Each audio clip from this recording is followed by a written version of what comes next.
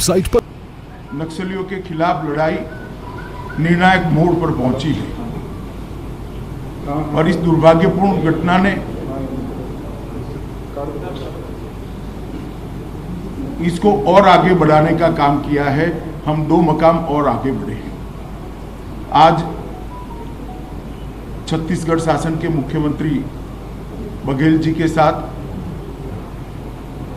सभी फोर्स के अफसरों के साथ अभी रिव्यू मीटिंग भी की और रिव्यू मीटिंग के अंदर ये लड़ाई की गति किसी भी तरह से कम न हो, ये सुझाव अफसरों की ओर से ही आया, जो बताता है कि हमारे जवानों का मॉरल अभी भी इंटैक्ट है और आगे बढ़ा है।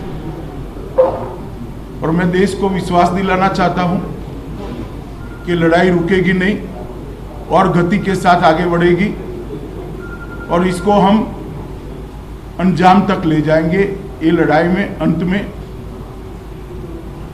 नक्सलवादियों के खिलाफ हमारी विजय निश्चित है। विगत 5-6 सालों के अंदर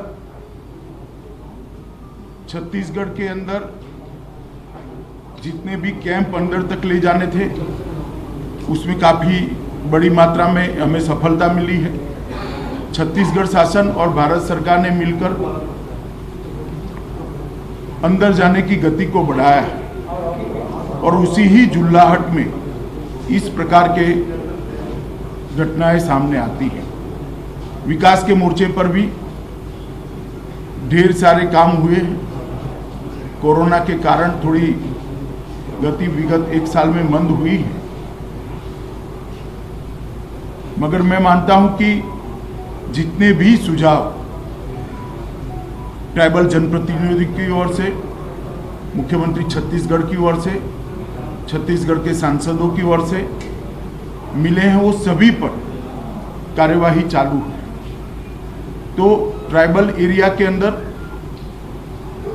एक और विकास के काम को तेज करना और हथियारी ग्रुपों के खिलाफ लड़ाई को तीव्रता के साथ आगे बढ़ाना और उसको अंजाम तक ले जाना, दोनों मोर्चों पर दोनों सरकारें मिलकर मक्कमता के साथ लड़ रही है। देश के प्रधानमंत्री मोदी जी ने ये पूरी लड़ाई को लॉजिकल एंड तक ले जाने के लिए भारत सरकार की प्रायोरिटी पहले से ही तय की हुई है। मैं आज छत्तीसगढ़ और भारत की जनता को विश्वास दिलाना चाहता हूं कि ये जो घटना हुई है, इसके बाद ये लड़ाई और तीव्र करेंगे और ये लड़ाई को हम निश्चित रूप से विजय में परिवर्तित करेंगे। जो जवान शहीद हुए हैं उनके परिजनों को भी मैं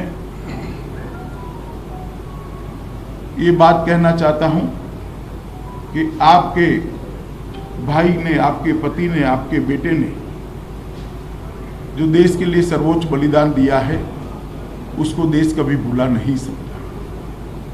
मैं भारत सरकार की ओर से आपको इतना ही कहना चाहता हूं कि संकट की, दुख की इस घड़ी में पूरा देश आपके साथ खड़ा है और आपके परिजनों का जो बलिदान है वो व्यर्थ नहीं जाएगा।